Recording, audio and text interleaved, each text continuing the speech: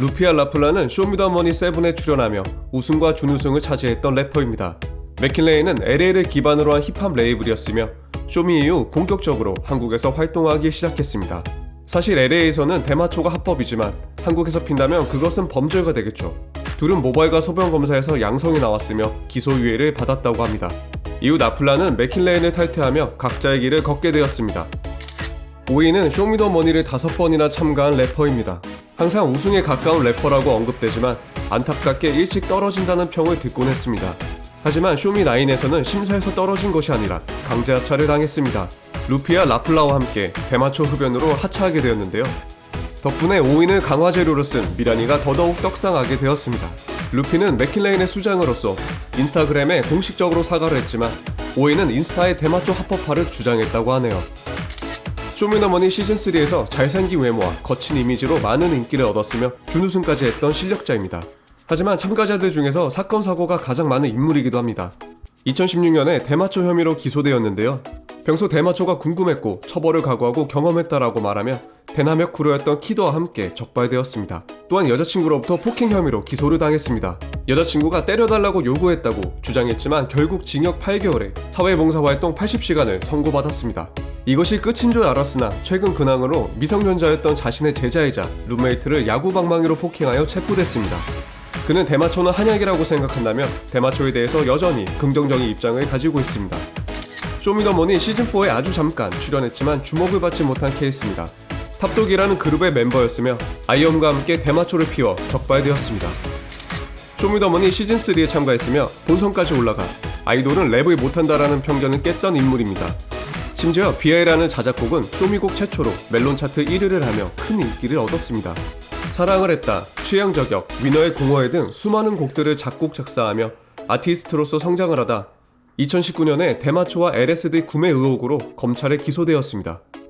참고로 LSD는 대마초와는 비교할 수 없을 정도로 강렬한 환각을 보여준다고 합니다.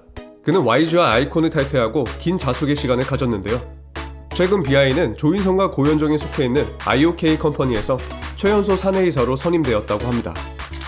본명 윤병호, 고등 래퍼와 쇼미더머니 7에 출연했던 윤병호는 스스로 마약을 했다고 자백했습니다. 어릴 적부터 공황장애와 우울증을 앓고 있었던 윤병호는 중학생 때부터 약물 중독에 빠졌었고 이러다 죽을 것 같아 마약을 끊기 위해 스스로 고백을 하며 현재는 치료 중에 있다고 합니다. 그는 대마초를 비롯하여 LSD, 엑스터시, 코카인 그리고 마약의 끝판왕이라는 필로폰과 헤로인까지 손을 댔다고 하네요. 저스뮤직 소속이자 쇼미더머니 3와 5에 출연하며 수많은 작업물을 쏟아냈던 래퍼입니다.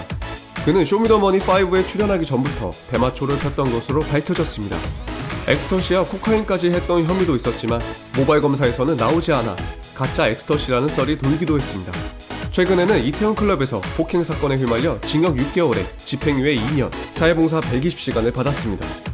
과거에는 바스코, 현재는 비스텍스라 불리는 그는 쇼미더머니 3에 출연했으며 CJM과 함께 대마초를 피다 적발되었는데요. 그는 2006년도에도 대마초를 피다 걸린 적이 있다고 합니다. 현재 그는 대마초 합법화를 외치는 래퍼 중 한 명인데요. 정규 앨범인 디톡스는 컨셉 자체가 대마초일 정도로 합법화를 강력히 주장하고 있습니다. 쇼미더머니 5의 프로듀서이자 스토니스컹크의 멤버였던 쿠시는 1984년생이며 본명은 김병훈입니다. 20대부터 음악을 하면서 우울증과 공황장애를 앓던 그는 코카인을 투약한 혐의로 구속되어 징역 2년 6개월, 집행유예 4년을 선고받았습니다.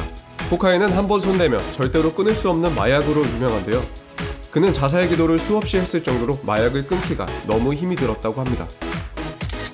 음악을 하는 사람들에게 대마초의 유혹은 쉽게 다가온다고 합니다. 쇼미9에서도 수많은 래퍼들이 이름이 알려지기 시작했으니 그들도 그러한 유혹이 있을 수도 있겠죠. 개인적으로 쇼미9의 참가자들은 다른 시즌보다 더 순수하고 열정적인 모습들이 많아 응원을 하게 만드는데요. 이번 참가자들은 뉴스에서 제발 만나지 않았으면 좋겠습니다. 이상 약물로 논란이 되었던 쇼미더머니 참가자 편이었습니다. 더 많은 정보와 소식이 알고 싶다면 인물체크를 구독해주세요.